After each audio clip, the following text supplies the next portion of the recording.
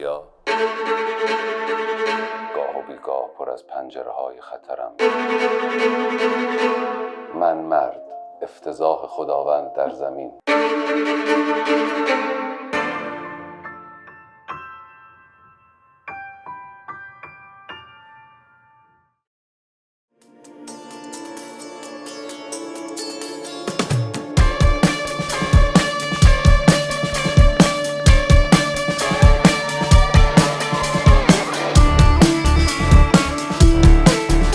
خیلی هم میخوان تروریست نباشن، نمیتونن. یه لحظه احساس کردم که علی ضیا هر آن چیزی که در زندگیش آموخته و همه رنج‌هایی که سعی کرده به عمل خوب تبدیلش بکنه انگار هیچی نشده. اگه آدم‌ها خودشون رو ادب کنن دیگران ادبش نمیکنن. علی من حرف خصوصی با تو زدم لعنتی. آیا در جهان چیزی احمقانه تر از این هست که پابلو نرودا خوانده شوی؟ 3 بار ممنوع کار شدم تلویزیون. بزرگترینشون 11 سال بود. من تو مسجد میرم جریان سخنرانی میکنم. من خب خیلی دختر دیده بودم تو زندگی. رفتم بهش گفتم خانم شما به خدا اعتقاد دارین؟ علی هیچ پولداری تو خیابون نمیمیره. اگرم مورد تصادفی میکنه. دیوار را خراب کن. پدرم معمار است.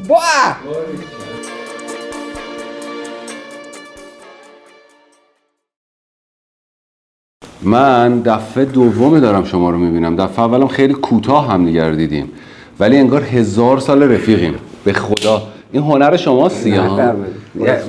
یعنی احساس میکنم مثلا بچه‌هایی که همین الان دفعه اول شما رو دیدن احساس نزدیکی و صمیمیت خیلی زیاد دارن با شما. چیکار میکنی؟ قربونتون برم. یه چیزایی رو تعریف میکنن. آره ضبط شده شد. انگار یه چیزایی رو تعریف میکنن که آدمای صمیمی باید بشنون. ها؟ نه اینطوری نیست. بگید تکنیکشو. من سلام عرض میکنم خدمت شما و شنوندگان و بینندگان برنامه‌تون و دوستان خیلی خیلی خیلی خیلی خوبتون. قربونتون برم. علی عزیز، من یاد گرفتم که با فکر آدم‌ها کاری نداشته باشم. دموکراسی، آزادی، آزاداندیشی، آزادمنشی، لوطیگری، هر چی که اسمشو بخوایم بذاریم، مرام، معرفت، انسانیت به من اجازه نمیده من وارد ذهن مردم بشم، فکر مردم بشم. من این حق رو ندارم. هیچ کس این حق رو نداره. تو هر دینی، تو هر آرمانی، تو هر کیشی میتونه دوست من باشه. من با انسانیت انسان‌ها کار دارم. آدم‌ها علی عزیز ایدئولوژی هاشون نیستن. آدم‌ها حرف میزنن.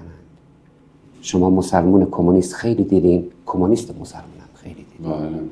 کافر مومنم خیلی دیدین، مومن کافرم خیلی دیدین. آدم‌ها نه تنها چیزایی که میگن نیستند، بلکه چیزایی که فکر میکنن هم نیستند. خیلی چیزا ربط داره به آدم‌ها که آدم‌ها اصلا اطلاعی از اونها ندارن. آدم‌ها گذشته‌هاشون، ژنشون، خیلی چیزا دخیله در آدم‌ها. ببخشید منم برای همین با آدم‌ها هیچ مرزبندی ندارم. نژاد و کیش و ملیت و دینشون و این اصلا برای من وجود خارجی نداره. من فقط با بخش انسانی آدم‌ها، با قلبشون، با شعورشون کار دارم. باریکلا. چه باحال. خیلی اتفاق مهمیه ها. چون ما الان پر از قضاوتیم.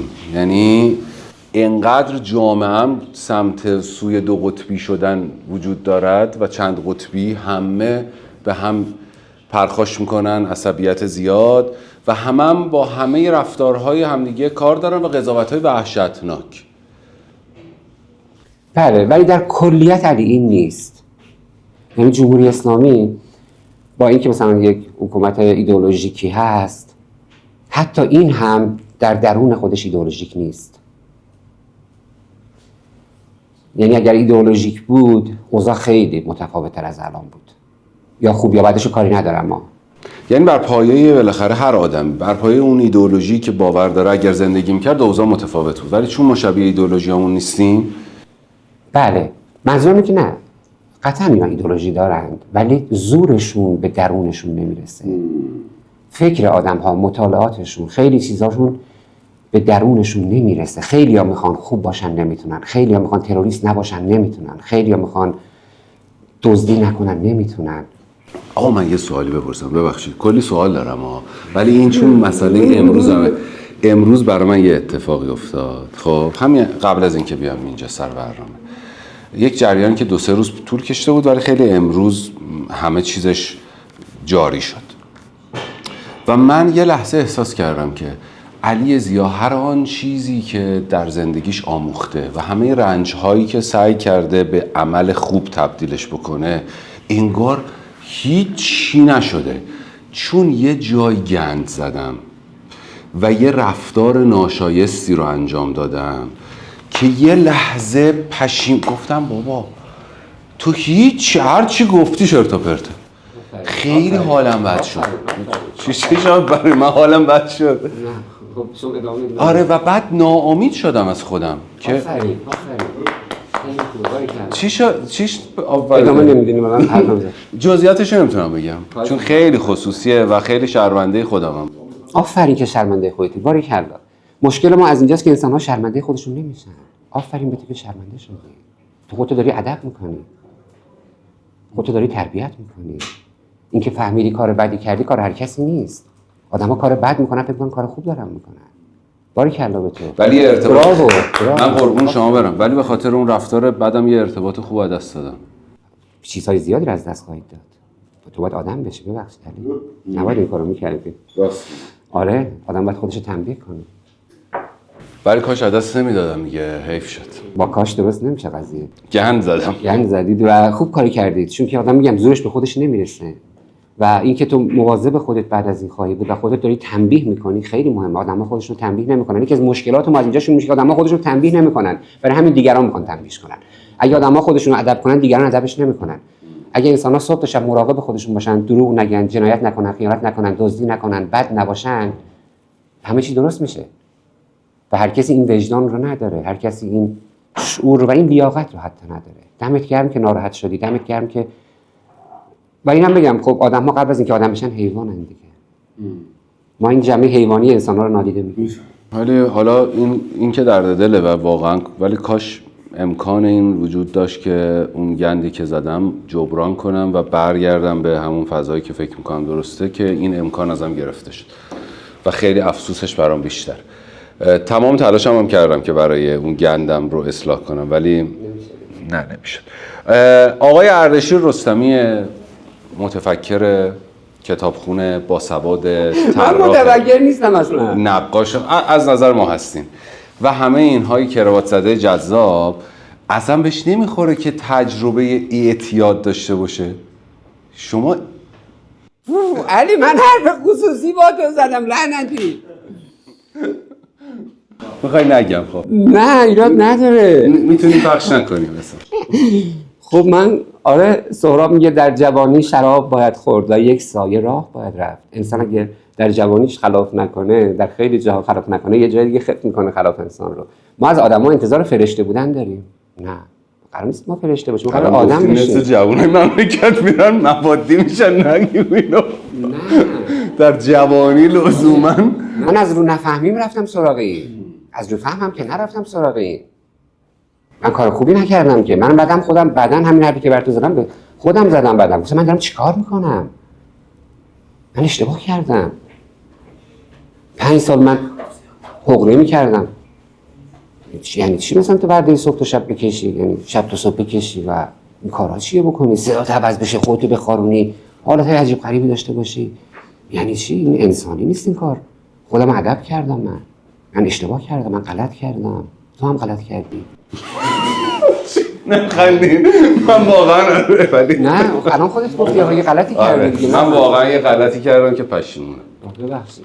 ولی من کار درستی نکردم. من کار خوبی نکردم. من نمیفهمیدم. من فهمیدم که این کار درست نیست. تا کجا میتونم برم؟ ببخشید چی شد که یهو اینجوری شد؟ یعنی شما خواستین امتحان کنین و یهو در نه از اون نفهمی. من نفهم بودم. چند نفر بودیم دور هم دیگه و همدیگر رو شانتاژ میکردیم، میرفتیم میکشیدیم. یعنی فاجعه است. یعنی چی این کار؟ و سال‌هاست گذاشتین کنار خودتون یا اینکه رفتین کمپ خوابیدین؟ نه. یک بار رفتم بخرم. علی نباید اینا رو ما میگفتیم. رفتم بخرم چون خونه مجردی داشتیم و همه میآوردن اونجا میکشیدن و همیشه اونجا 200-300 گرم نیم کیلو همه مبادا بود. نیم کیلو آره و تموم نمیشد چون هر کس میکشید روش نمیشد خب بردار ببره نصفش میموند اونجا ما میکشیدیم اون رو خونه مجردی بود دیگه. بعد اینا تموم شدن و دوستام رفتن اروپا و آمریکا و تموم شد و قضیه زندگی عوض شد. منم هی دارم مصرف میکنم بعد دیدم تموم شد. آقا همه جا رو گشتم دیدم نیست. یه عرق سردی نشست رو بدنم. گفتم باید برم بخرم. سر کوچه‌ام رو میتونم میفروختن. من هیچ وقت نخریده بودم. رفتم داد بزن دارو اینا رو میگم. رفتم بخرم بهش پول دادم که 2 تا جنس برای من بیاره. کاری کردیم. رفت بیاره من گفتم دارم چیکار میکنم؟ گفتم من دارم میخرم. من دارم پول میدم بابت این نشگی. پس من معتاد شدم. تازه به خودم اومدم من معتادم و خودم نمیفهمم. معتادا خودشون نمیفهمن معتادن و باور ندارم معتادن. مشکل اینجاست. من فهمیدم که معتاد شدم و دارم میخرم، دارم پول میدم و پول داده بودم طرف بره بیاره و منتظر نشدم بیاره. گفتم مال خودش، اونو نمیگیرم. اومدم خونه و تا الان از سال 78 تا الان نکشید. از 78 تا الان. یعنی شما عملا ذهنتون معتاد نشده بوده؟ بله. و به راحتی تونستین بزنین کنار؟ بله. یه دوستی داشتم حسن بود اسمش، فامیلیشو نمیگم. این خیلی آدم شریفی بود. خیلی کار میکرد علی. خیلی آدم نجیب و شریفی بود. به داماد داشت، عروس داشت، نوه داشت. و این صبح تا شب مثلا من میگفتم ساعت 2 بیا سراغ من، ساعت 2 صبح میومد. راننده بود. 4 صبح بیا، 4 صبح میومد، 5 صبح. مثل معتاد نبود. معتادا خواب میمونن. کار نمیکنن. این همه دغدغه زندگیش خانواده‌اش بود. و برای من عجیب بود که این 35 6 سال بود معتاد بود. برگشتم بهش گفتم حسن، گفت چیه؟ گفتم تو معتاد نیستی. گفت یعنی چی؟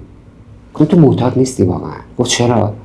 گفتم ببین تو داری به خانوادت فکر میکنی، به نوت عشقت داری بهش فکر میکنی صبح تا شب. تمام هم و غمت اینه که براش یه چیزی بخری، برای خانوادت کار کنی. هیچ معتادی اینطوری نیست. معتاد اصلا براش خانواده معنی نداره. حتی خودش براش معنی نداره. خودش ویران میکنه. معتاد هیچ چی نمیفهمه. گفتم تو معتاد نیستی حسن. تو داری ادا در میاری. تو واقعا معتاد نیستی. به جان علی از جورابش برداشت انداخت بیرون موادش رو. گفت اردشیر من واقعا معتاد نیستم. چرا این زهر ما رو من دارم مصرف میکنم؟ علی الان 15 16 سال داره از اون روز میذاره این مصرف نمیکنه. باریکلا. چون معتاد نبود واقعا. خیلی معتاد نیستن ولی میکشن. نمیفهمن که آقا تو نیستی، اینو بذار کنار. مولانا میفهمن. گفتم این عشق من از چیز دیگر میترسم. گفت آن چیز دیگر نیست دیگر. هیچ مگو. این ما اگر فکر میکنیم به وجود میاد. ما اصلا فکر نکنیم وجود نداره اینجور چیزها. معتاد فکر نمیکنه. متاسفانه ولی یه چیزی الان در جامعه ما جاریه، حتما شما دیدین، منم زیاد دیدم در طی چند سال گذشته، دختر پسرهای جوونی که درگیر اعتیادن و اتفاقا خودشون متوجه نیستن که درگیر اعتیادن. انقدر در مهمونی‌ها، دور همی‌ها، فضای کوکائین، علف، قرص بسیار زیاد شده که هی مصرف میکنن. یه رفیقمو چند وقت پیش دیدم گفت خیلی لاغر شدم. من نگاش کردم هیچی نگفتم. گفتم نه لاغر نشدی.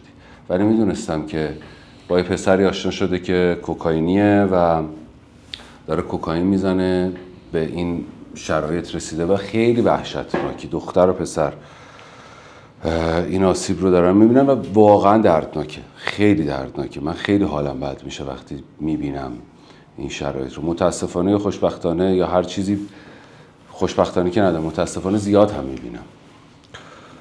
یعنی جمعی رو من نمیبینم که اکنون کوکائین توش جاری نباشه. و یه جمله رو یه روزی تو باشگاه یکی از بچه‌هایی که با هم داشتیم تمرین می‌کردیم بهم گفت حالا اون حرف اونه دیگه، نقل قوله. گفت میدونی دخترها بیشتر از پسرها دارن کوکائین میزنن. گفتم چرا؟ گفت چون پسرها پولشو میدن. ببین چقدر چیز عجیبه. گفت پسره میخره، دختره بیشتر میزن چون پول خودش نیست. همه ما مقصریم در این شرایط. همه ما مقصریم. حاکمیت، حاکمیت مقصر، بله. روشنفکرها، هنرمندا، پدر مادرها، مراکز علمی، مراکز آموزشی، همشون مقصرن. جامعه مقصرن. اگر انسان بتونه طبیعی نشه بشه، سراغ اینجور چیزا نمیره. ما طبیعی نمیتونیم نشه بشیم. من برای چی راحت گذاشتم کنار؟ چون من همینطوری تپروتم. باور کن، حقیقتا دارم میگم. من یه کاغذ رو برمیدارم، یه کهکشانی اینو الان باز میکنم، یه ترسیدم بازش کنم. باور کنید، چون یه جهان دیگه باز میشه برای من. یه کاغذ سفید نیست. هزاران فیلمنامه، هزاران نمایشنامه، هزاران شعر، هزاران داستان، هزاران نقاشی، هزاران کاریکاتور، هزاران ضرب المثل، هزاران حکمت توش هست. تو میری تو. یه سوالی بپرسم، شما فکر میکردین سلبریتی بشین یه زمانی؟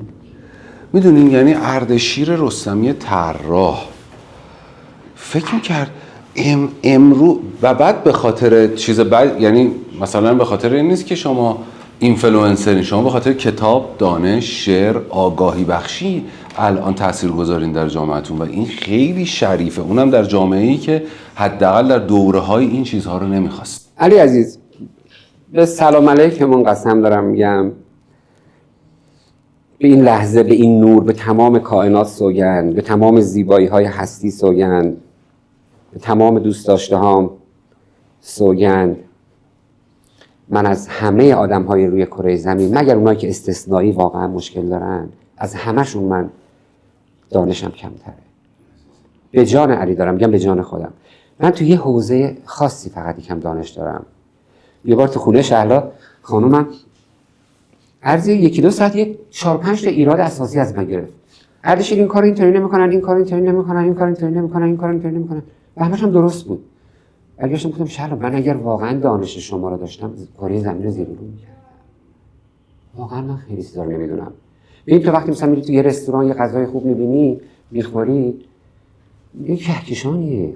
ما باید به تخصص‌ها احترام بذاریم. انقدر نابغه تو این جامعه هست که دیده نشدن. ما فکر میکنیم مثلا خوب بودن در مدل مثلا مشهور شدن ها این هاست. و علی عزیز، من یک جمله رو 23-4 سال پیش تو تذکرات الاولیا خوندم که خیلی جمله باشکوهی بود. کتاب ها ببینید چیزهای مختلف دارن، معانی‌های مختلف توشون هست. من از کتابایی که میخونم با هیچ نگاهی کاری ندارم چی میخونم. یعنی با هیچ پیش‌فرضی سراغ کتاب نمیرم. خودم میرم اون تو. و با وجدان خودم میبینم چی میگه و چی نمیگه. امکان داره من از یک جوانی شعری بخونم که بهترین شعر دنیا باشه و بهش میگم تو بهترین شاعر دنیایی و هیچ کس بهش نگه، ولی بعد از 20 سال جهان میگن که این شاعر خوبی بود، چون من بدون قضاوت و پیش شرط رفتم سراغش. یک جمله من تو تذکرات الاولیا خوندم 22-23 سال پیش که منو نجات داد. گفت عارف بیشکل است، عارفان است که در هیچ مقام نایستد. یعنی هیچ وقت کسی نشی. انسان ها از کسی شدنشون سقوط میکنن، از مهم شدنشون سقوط میکنن. هیچ وقت علی ضیا نشو، هیچ وقت من نباید اردشیر رستمی بشم. من امروز اردشیر رستمی هستم، فردا شاید کنار خیابون سیگار بفروشم، گل بفروشم یا باکسی باشم. اصلا به اینا من فکر نمیکنم. ما اگر مهم بشیم مرگمون شروع خواهد شد. ما همیشه باید دانش آموز بمونیم، یاد بگیریم. کسی که فکر کرد میفهمه اون روز مرگش شروع شده. آره، چه باحال. یه جمله از نیچه هست، من نقل به مضمون میکنم دیگه به اندازه آن چیزی که تو ذهنم هست، که میگه فکر کنین، بیاین فرض کنیم که ما این زندگی رو که الان داریم انجام میدیم قرار بارها و بارها همین انجام میدیم و اون موقع چیش رو تغییر میدیم. دقیقاً برخلاف اون چیزیه که قراره این تکرار بشه دیگه. به اون میگه تو لحظه است، الان هر کاری میخوای بکنی بکن، الان باید هر کاری. چیشو تغییر میدی؟ واقعاً ممکنه اردشیر بگه من شهرت رو از خودم دور میکنم؟ علی، من هم مشکلات زیادی دارم. مشهور شدن و میل به مشهور بودن یک نوع بیماریه. نوع حادش در هنرمند هاست، در بازیگر هاست، در مجسمه ساز هاست، در نقاش هاست، در کاریکاتوریست هاست، در خواننده هاست. این بیماریه. بله، بیماریه. یعنی چی من میخوام مشهور بشم؟ اینو بیماریه. همه انسان ها دارن، همه بلا استثناء همه دارن. کم و زیاد داره. حتی کسی که نمیخواد مشهور بشم از نخواستنش باز میخواد مشهور بشه. نه، خیلی مثلا میگن ریاضت میکشم، من میخوام درویش بشم و من کسی نباشم. به هر کس میرسه میگه من کوچیکتم. خب تو کوچیک هستی نگو. پس وقتی میگه کوچیک هستم پس کوچیک نیست، پس به حرف مفت میزنی. این حتی کسانی که سراغ عرفان بزرگترین ادعا بی ادعاییه. اصلا بی ادعایی هم ادعاست. بله میگم بزرگترینشه تازه. من ادعایی ندارم. بزرگترین ادعا. هیچ ادعایی ندارم. مثلا نباید حرف بزنی. فیض کاشانی میگه گفتم که سوخت جانم از آتش نهانم. ادعا میکنه دیگه ما گفتیم سوختیم دیگه، در عشق تو سوختیم. حالا زهر نزن ببخشید. میگه گفتم که سوخت جانم از آتش نهانم. گفت آنکه سوخت او را کی ناله یا فغان است. چه حرف مفتی. یا نرودا میگه آیا در جهان چیزی احمقانه تر از این هست که پابلو نرودا خوانده شوی؟ ریتسوس میگه فرزندان من و از اینکه شما را فرزندان خود خطاب میکنم آزرده نشوید. شما هم مرا فرزندان خود خطاب کنید، من آزرده نمیشوم. چرا که تا زمانی که جوانی در جهان هست من جوان خواهم بود. ما میگیم کوچیکتم فقط برای اینکه میخوام بگیم بزرگتم، نوکرتم، بزرگتم، کوچیکتم. نه اینطوری نیست. یه بار بهش اعتنا نکنی قهر میکنه. خیلی از بازیگرا مثلا وقتی ریش میذارن یا سیبیل میذارن یا میزنن با تیپایی که قبلا مردم اونها رو شناختن نمیشناسنشون، میرن خودشون معرفی میکنن من اونم. وقتی هم بشناسیشون ناراحت میشن، نشناسیشون ناراحت میشن. من این مرزبندی ها رو ندارم. من 3 بار ممنوع کار شدم تو تلویزیون. بزرگترینشون 11 سال بود. اولین باری که دارم اینجا میگم علی هیچ وقت نگفتم، مهم نیست برای من. ببین اونا یه اشتباهی کردن. امیرحسین رستمی من زنگ زد اردشی. من 20 بار به خاطر تو رفتم گفتم اونجا بابا من اردشیر رستمی نیستم، من امیرحسین رستمی ام، من ممنوع کار نیستم، اون ممنوع کار. مشکلی من ندارم. اردشیر چرا نمیری مشکل حل کنی؟ گفتم من مشکلی ندارم، اونا مشکل دارن. خودشون باید حل کنن. و خودشون زنگ زدن به من معذرت خواهی کردن. تو علی از هر جایی که میتونی باید استفاده کنی برای سرزمینت. علی عزیز قهوه خونه باشه، صدا سیما باشه. تو از بین مخالفینت باید مخاطب پیدا کنی، نه از بین موافقینت. تو بین دوستات خب هر کاری بکنی دوستات میخندن، حال میکنن، باهات عشق میکنن، باهات عکس میگیرن. اگه تونستی این کارو با کسایی که هم فکر تو نیستن و برید توشون این کارو بکنی مهمه. من تو مسجد میرم جدیداً سخنرانی میکنم. نه تو حسینیه، تو تکایا میرم سخنرانی میکنم. علی خیلی اگه من کسی باشم این کارو نمیکنم. علی عزیز ما از لاک خودمون باید بیایم بیرون. روشنفکری محفلی آفات جامعه ماست. زیادم داریمش. بله از خودمون خوشمون میاد. جمع بشیم دور هم کلونی باشیم از خودمون خوشمون بیاد. این حرفا یعنی چی؟ علی عزیز باید برید تو پایین، باید برید تو تکایا ببینی که آقا اگه قرار باشه رفرمی هم تو این جامعه انجام بشه از همونجا باید شروع بشه. آقا پولدار که تاوانی نمیخواد بده. سلبریتی که نمیخواد تاوانی بده که خیلی کم. مگر اینکه بخواد از این تاوان دادنش یه بهره برداری هم باز بکنه. بگه من مثلا هستم. جامعه یک جای دیگه است. ما گرفتار خودمون شدیم. ما روشنفکر به معنی واقعی نداریم علی عزیز. ما شبه روشنفکر هستیم. و اینکه اول حرفت گفتی من متفکرم، علی من واقعا متفکر نیستم چون فکر نمیذاره من فکر بکنم. آره فکر کردن راه داره. تو اگه فکر کنی به فکر ایدئولوژیست میشی. وقتی ایدئولوژیست بشی روشنفکر نمیتونی بشی. روشنفکر هیچ وقت ایدئولوژیست نیست. این بحث هنوز تو جامعه ما باز نشده. همه به متفکرین میگن روشنفکر. چرا؟ یه تعریف دم دستی داره که هر کس از راه اندیشه و قلم بخواد زندگی کنه بهش میگن روشنفکر. ولی این تعریف اصلا یه تعریف کهنه دموده است. روشنفکر همون کسی که ابراهیم خواص توی تزکیة الاولیا میگه عارف بیشکل است. تو شکل داشته باشی یا چپ میشی یا راست میشی. این روشنفکری نیست. خیلی از متفکرینی که روشنفکرایی که شما میشناسید اینا متفکرینن. مارکس متفکر کمونیسمه، سوسیالیسمه، لنین، مارکس، انگلس یا دکتر شریعتی یا ببخشید اصلا اسم این آقا رو من نمیخوام واقعا بیارم چون خیلی از بدبختی‌های ما از همین آقا شروع شده. یه جور دیگه حرف میزد یه جور دیگه زندگی میکرد. روشنفکرای ما خودشون نیستن، متفکرن اینها. خیلی ها اینا دکتر سروش اینا متفکرن، نه روشنفکر نیستن. روشنفکر میتونه بگه که دشمن من داره درست میگه، ولی متفکر هیچ وقت این کارو نمیتونه کنه چون وجودش نداره. چون سوسیالیسمش، چون اسلامش، چون مسیحش، چون یهودش اجازه نمیده، چون بودیسمش، چون زنش اجازه نمیده بگه که دشمنش هم داره درست فکر میکنه. ولی روشنفکر میگه شما درست گفتید، ممنونم، من اشتباه میکردم. هیچ کسی، هیچ اندیشمندی این کارو نمیتونه بکنه، چون اندیشش مهمتره. هر چی بگی میبره تو اون. بهائی‌ها مثلا میگن که تو آیین ما اینطوری، هر چیز خوب باشه میگن مال ما، اسلامی‌ها میگن همینطوری، یهودی‌ها میگن مال ما. همه فکر من درست فکر میکنن، همشون هم اشتباه فکر میکنن. اصلا شرارت از همینجا شروع میشه. موقعی که تو فکر کنی تو درست فکر میکنی و اشتباه فکر میکنی. شرورترین آدم‌ها این شکلیه. برای همین شما تو مسلمان‌ها، یهودی‌ها، تو مسیحی‌ها، تو خیلی هاشون کسایی می‌بینی که اصلا ربطی به انقدر اینا انسان‌های نجیب، انقدر شریف، انقدر بزرگوارن که اصلا تو تعجب می‌کنی. اونا آرمانشون اصلا ربطی نداره. آدم‌ها اول آدمن، بعدن مسلمانن، یهودیان، سوسیالیستن یا هر چیز دیگه‌ای. اگر دقت نکنیم دچار روزمرگی میشیم، دچار عادت میشیم و این کیفیت انسانیمون رو از دست میدیم. من اسم اینو گذاشتم زنگ زدگی.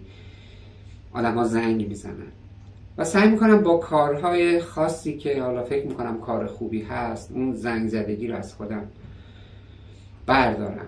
مثلا میگم که 2 کیلومتر در ماه برم مثلا من زباله جمع کنم بدون اینکه هیچ کس بفهمه، یا مثلا به گلهای خودرو یا به حیوانات تشنه جایی برم آب بدم، یا برم توی ترمینال به تنهاها کمک کنم، کسایی که بار سنگین دارن، به ضعیفها، به مریضها، به پیرها، به مادرهایی که فرزندانشون رو با خودشون دارن، بدونی که کسی بفهمه کمک کنیم. ماهی 7-8 ساعت وقت بذاریم برای این کارها. به این فکر کردم که خب حتما یه زمانی خواهد رسید خیلی زود که تو کف خیابون دیگه علیزی‌ها رو نشناسن. خب آیا علی ضیا آماده‌ای برای این قصه؟ و گفتم که چقدر خوب که نشناسنم، اتفاقا طبیعی‌تر رفتار میکنم. و یه خوره گذشت گفتم که خب الان بیا تمرین کنیم این قصه رو، بیایم یه مدلی رفتار کنیم که اصلا مهم نیست که تو کی هستی، خب یعنی برندت چیه، مهم اینه که تو یه ایرانی و اسمت علیه، اینو بیا زندگی کنیم. یعنی تمرین کنم که آدم معمولی باشم. همه تلاش این 1.5 سال 2 سال گذشته من این بوده، فقط معمولی باشم. خب شاید به گفته شما همین یه تلاش بیهوده است، باش، اما نه بیهوده نیست. اما اون چیزی که به شما گفتم که گند زدم اینجا بود که یهو اون طرف مقابل به من گفت که ببین من با علی ضیا نمیخوام معاشرت کنم، من با علی میخوام معاشرت کنم. برای همه علی ضیایی، برای من علی باش.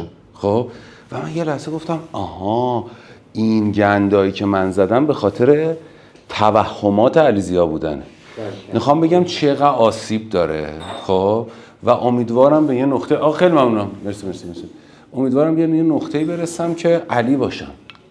خب و خیلی راحت بتونم به یه نقطه‌ای برسم که علی باشم و خیلی راحت بتونم بپذیرم که ممکنه هیچ کس منو نشناسه و اگه قرار منو بشناسه به خاطر ادبم، احترامم، نمیدونم شخصیتم بشناسه، نه به خاطر ویترینی که ایجاد کردم.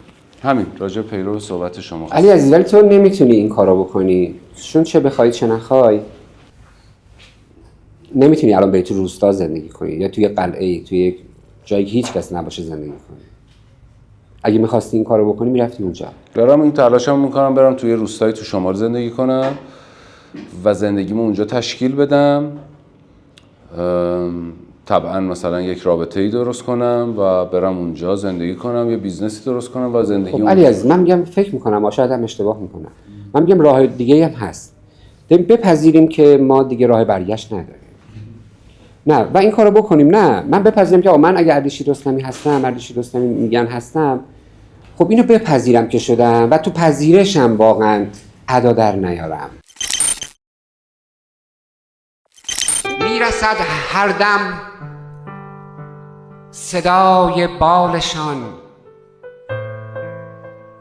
میرویم ای جان به استقبالشان.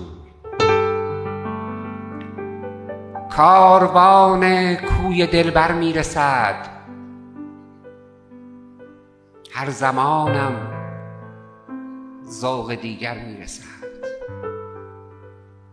عارفان بسته قطار قافله، سوی ما با زاد راه و راحله. نامنظم میرسد بانگ جرس، در شمار افتادشان گویی نفس. کاروان استاد گویی هوش دار، کاروان استاد گویی هوش دار. صیحه ملاست ای دل گوش دار. شهر تبریز است و کوی دلبران، ساربانا بار بگشا ز اشتران. گفتین روشنفکر و راجع به روشنفکری صحبت کردیم. یه تفکراتی راجع به روشنفکری در جامعه ما باب شده، مثلا اینکه روشنفکر ها ازدواج نمیکنن، حالا ازدواج هم کردن بچه دار نمیشن. اردشیر رستمی همه رو گذاشته کنار انگار. نمیشه همه چیز رو گفت. من یکی از چجوری با خانم تو آشنا شدی؟ با شهلای عزیزم تو خیابون آشنا شدم. دیدم یه دختری رد شد. من خب خیلی دختر دیده بودم تو زندگی. آره، ولی این دختر واقعا یه چیزی عجیب غریبی بود. همین که رد شد فهمیدین چیز عجیبه. آره خب اونطوری رد شدیم، خیلی زیباستیم. بعد مطلق هم تو عمرم نگفته بودم به هیچ دختری، واقعا بلد نبودم. چند سال تو بونده؟ من دیده این قضیه مال 26 7 سال پیشه. 27 25 6 سالم بود. آره. رفتم بهش گفتم خانم شما به خدا اعتقاد دارین؟ چی نگاه می‌کردم تو سرش شدم.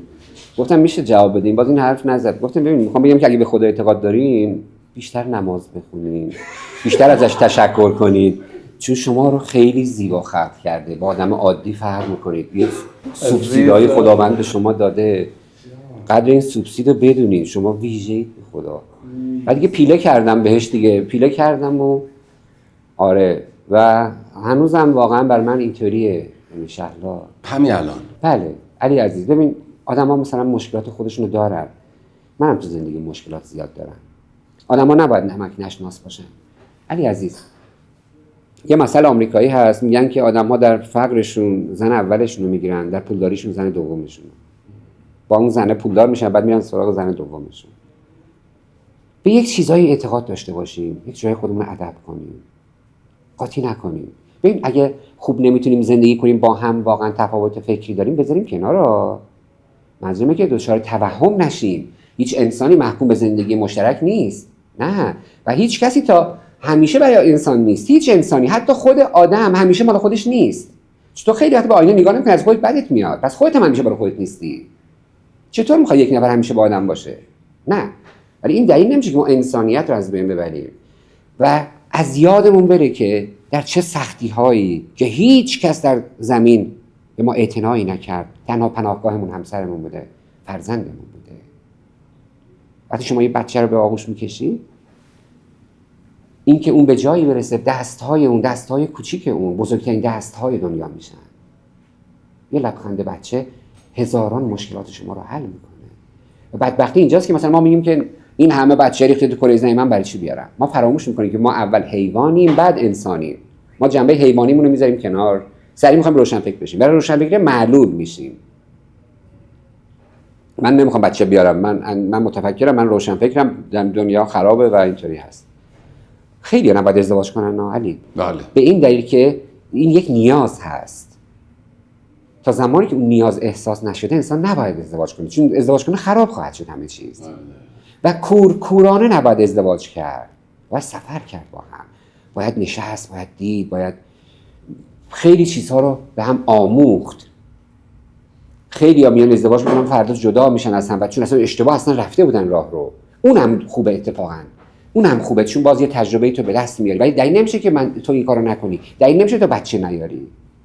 خب بله مشکلات زیاد هست، ولی اگه تو روشنفکر هستی، اگر پدر نباشی، چطور میخوای فردا برای یک پدر نسخه بپیچی؟ یعنی تو مادر بودن رو نخواهی فهمید، پدر بودن رو نخواهی فهمید. کسی که میگه من روشنفکرم میفهمم پدری یعنی چی، مادری یعنی چی، حرف مفت میزنه علی. این حرفا چیه؟ خیلی فرق میکنه پول نداشته باشی شیر خشک بچه‌تو بخری و بچه داشته باشی و روشنفکر بمونی. اون وقت برای جامعت میتونی حرف بزنی، اون وقت جلوی گلوله جامعت میری، اون وقت حرف میزنی، اون وقت از جامعت دفاع میکنی، چون بچه داری میری از آینده دفاع میکنی. کسی که بچه نداره از آینده دفاع نمیتونه بکنه. از کدوم میخواد دفاع کنه؟ از گذشته میخواد دفاع کنه. بعد بشینیم دور هم بکشیم، بخوریم، حال کنیم، ما عکس بگیریم و تو کلونیامون عکسامون رو چاپ کنیم، ما چند تا فالوور هم بگیریم، تموم بشه بره.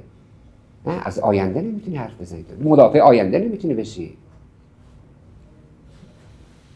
یکی از نوشته‌های خودم نوشتم خیلی خوب بود علی، اینو نوشتم، من گفتم چند جا. خیلی وقت نمیفهمم چی می‌نویسم اصلا، همینطور میرم تو، خیلی خوب میشه. آدم وقتی بفهمه فهمیدنشو میفهمه دیگه، گذشتهشو میفهمه دیگه. وقتی نفهمی چیز دیگه رو قرار بفهمی. تو نوشتم برای آزادی داشتم می‌نوشتم، بعدن گریه کردم و 15 16 سال من برای این متن گریه می‌کنم، اشکم در میاد واقعا. برای آزادی بود علی. اگر نگم شعر، بهترین جمله در مورد آزادی رو من گفتم. ببین آزادی بزرگترین و بیشترین شهیدا رو داده در تاریخ. و من شعرهایی درباره آزادی خیلی بلدم، از فرخ یزدی بگیر تا والت ویتمن بزرگ، تا ریتسوس، تا خیلی ها رونشار، پاز، خیلی ها نوشتم. با دست‌های خالی قشنگ‌تر می‌توانیم یکدیگر را در آغوش بکشیم، به شرطی که به آنها ایمان داشته باشیم. آزادی فرزند دست‌های خالی است، دست‌های پر از داراییشان دفاع می‌کنند. آفرین. علی هیچ پولداری تو خیابون نمی‌میره، اگرم مورد تصادفی مورد. تمام کسانی که آزادی رو به وجود آوردن کارتون خواب‌ها بودن، اونا چیزی برای از دست دادن نداشتن. تمام کسانی که مملکت ما رو نگهداشتن همین شهیدا بودن که رفتن، ولی هیچی برای از دست دادن نداشتن و همشون هم فقیر بودن. خیلی کم توشون بود که پولدار باشن.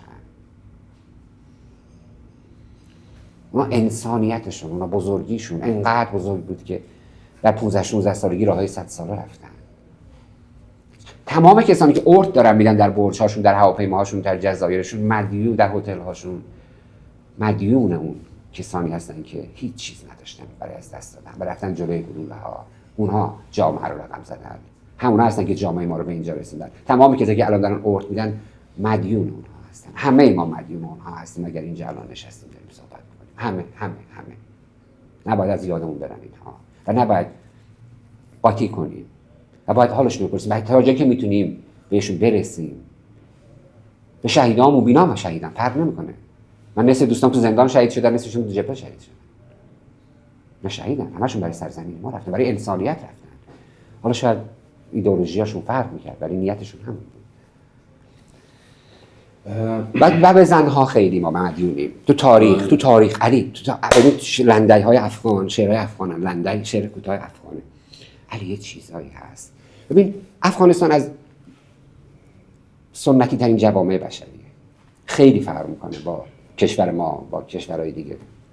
واقعا زن اونجا به معنی واقعیش هستن، یعنی هیچ. ببین یکی از تلخ‌ترین شعرهای دنیا اینه. بچه میگه مادر سرفه نکن، پدر زنی دیگر میگیرد.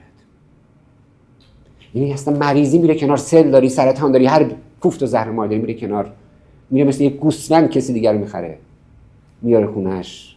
انسان اصلا حساب نمیکنه. و تو این اختناق، تو این نکبت، دختر افغان ببین چی میگه دستت را از آستینم فرو کن، انار قندهاری را لمس کن. تو چه وجودی داری دختر؟ تو میگه دیوار را خراب کن، پدرم معمار است. میگه دیوار را خراب کن، بیا بابا معمار میسازه فردا. این زنها نبودن ما می‌خواستیم چیکار کنیم؟ اینا توی همین جامعه، تو همین جامعه اختناقی، این دخترهای افغان جامعه رو تونستن به این نسبتش هم بیارن جلو. ما مدیون اینها هستیم و بیشترشون زنن.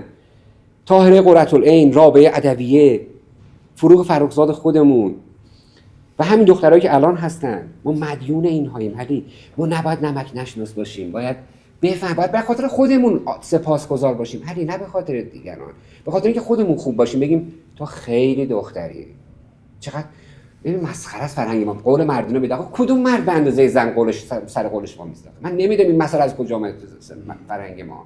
همش زره، ببخشید، همش حرف مفتی، حرف دروغیه دیگه. هیچ مردی به اندازه هیچ زنی متعهد نیست، به سر قولش وا نمیسته.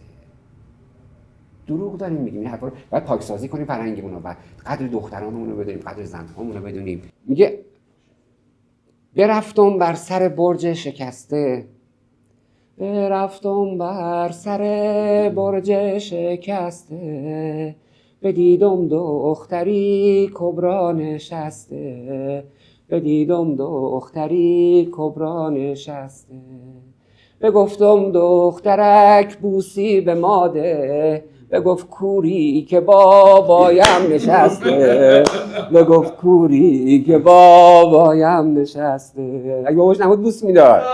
موجود نگاه کن.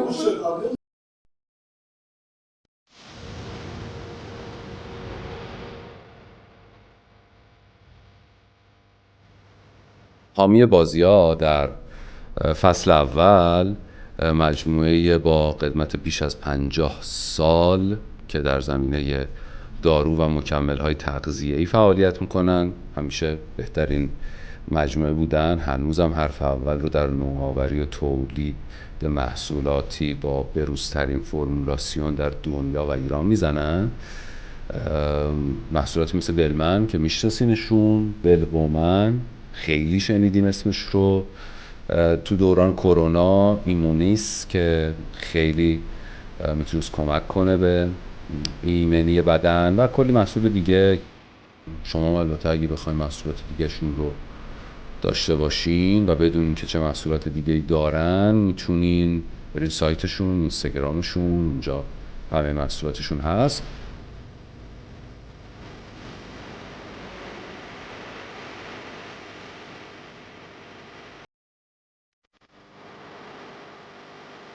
پس اگه به سلامتیتون فکر میکنین برین به سمت ویتا بیوتکس. ما هممون اینجا تقریبا ویتا بیوتکسی شدیم.